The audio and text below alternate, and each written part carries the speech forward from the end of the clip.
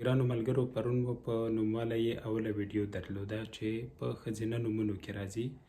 په نننۍ ویډیو کې خبره په دې کوو چې کوم نرینه عام نوم یا نسبتي نوم چې په نرمې یې پای ته رسېدلی وي، ښځینه نوم چې ترې جوړوو نرمه یې په څه بدلیږي؟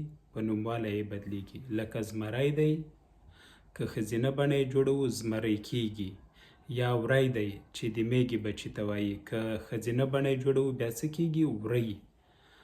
او دا ډول ځینې نسبتي نومونه دي، لکه کندهار ته چې نسبت د کندهاري کیږي، کندهاری پر کندهارۍ بدلیږي. یا سواتی دی چې د سوات سیمې کس وي، نو که ښځه وي نو څه یې کوو؟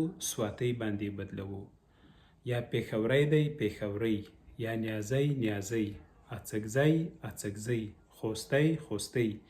په همدې قاعده باندې تاسو نور نومونه هم جوړولی شئ. مثلا زمری دی، زمري په ځای سپی. او که ښځینه بڼه وي بیا څه کیږي؟ سپۍ ترې جوړیږي. یا اڅکزی په ځای لنډیزی چې یو قوم دی، که ښځه وي څه ورته وایو؟ لنډیزۍ ورته وایو. یا ایرانی، ایرانۍ. دا ډول ورته نورې بېلګې هم تاسو جوړولی شئ. ښه وخت.